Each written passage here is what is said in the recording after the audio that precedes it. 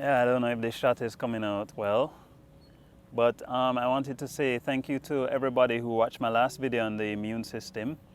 A special thanks to Shadi and Annalisa, who figured out that what we're talking about today is the autonomic nervous system. So to do that, we're gonna have to go back to the drawing board.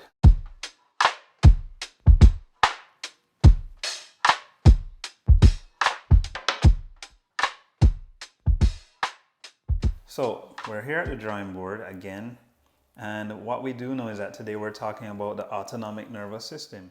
And the autonomic part of it means that it behaves in an automatic way. So you see the word auto there.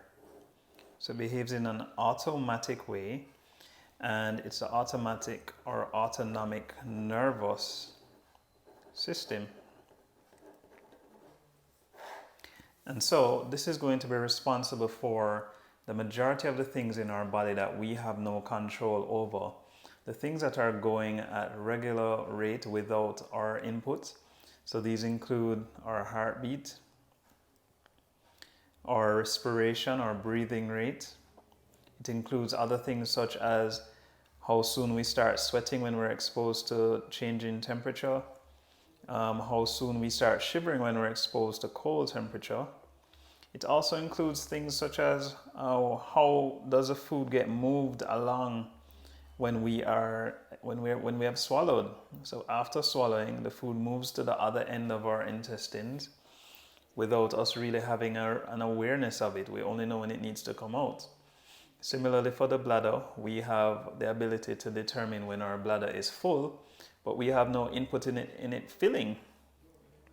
There are a few other things that are important for the autonomic nervous system as well, not just for the things that we don't pay attention to, but also for the things that we really have no ability to stop. So for example, have you ever tried to stop a sneeze?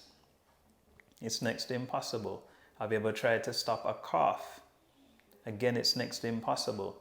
Have you ever seen somebody yawning and try to resist the urge to yawn yourself? It's next to impossible, because the majority of these things are being controlled by the autonomic nervous system. So we use the word nerves here in nervous. So that means, let me move this paper out of the way.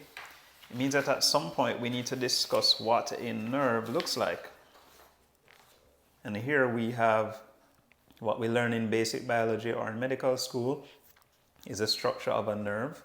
We're not going to get into too much of the details, but suffice it to say that for the purpose of today's presentation, the information starts here, travels along this wire, and then the wire connects with another nerve somewhere along the line here. And the wire is covered by, in this case, what is known as a myelin sheath. So it's insulated, and this myelin sheath also helps with the information being carefully transmitted at a faster rate.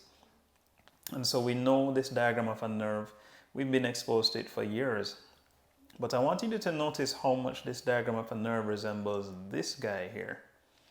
So look at the similarities. Both of them have wires protruding at the end. Both of them will have an insulative coating. In the case of the nerve, it helps to transport the information or the electrical voltages a lot more quickly. And both of them are carrying an electrical voltage, for argument's sake. Now, for those of you who are a little bit more advanced and have been exposed to even more advanced medicine, you know that there's a lot more going on than just electricity, but we're simplifying it for today. So this just represents one nerve though. And so we would imagine then that there are thousands, if not millions, of these nerves, or for the argument that we're using today, we're going to use the word wires, running all throughout the body. So if we can use the word wires, then we can start thinking along the lines of another electrical concept. And that electrical concept is that of a circuit. So here we have, those of you who love electrical or electronics or physics, you'll remember the very basic diagram that we had of a circuit. So you have a power source here, you have your wires, you have the device that they're sending the electrical voltage to, and in many cases you have something called a switch. So though this diagram is very simple, it's actually going to become very important for our discussion moving forward. So for those of you who want to see it in a little bit more detail, we can look at this diagram where you can picture an actual battery, an actual switch, an actual light bulb, and you'll have the wires carrying all the information throughout the circuit. So we remember discussing before that there are several million nerves present within the body. So therefore, if each of these nerves is connected with several other nerves in the form of a circuit, then when we bring back our good friend Tom here, what we realize is that Tom will have several thousands, hundreds of thousands of nerves coursing all over his body. But in essence, what he also has is several circuits going throughout the body. I wonder if my physics teacher would be proud. So, if he has several circuits running all throughout the body, you'll recall in our last diagram that we were talking about the immune system in our last video. We were talking about how is it possible that the immune system could be able to recognize, respond, and recover. There must be something that's pulling everything together. And so for Tom, there's an overarching, silent, often misunderstood and not very well elucidated.